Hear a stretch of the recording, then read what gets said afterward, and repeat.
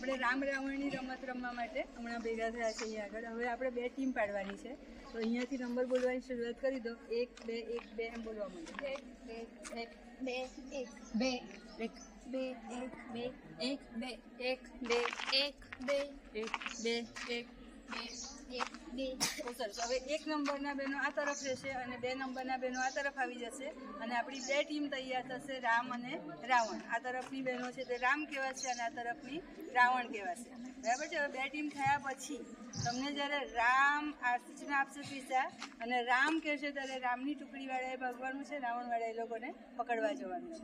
અને રાવણ કહેશે ત્યારે રાવણની ટીમે ભાગવાનું છે અને રામની ટુકડી એ લોકોને પકડવા જશે. બરાબર. જે આઉટ થશે ચેકપાટો છે ત્યાં સુધીમાં જે આઉટ થશે એ બધાએ બહાર નીકળી જવાનું રહેશે. તો રમત શરૂ કરીએ. ટીમ તમારી ગોઠવાઈ જાઓ.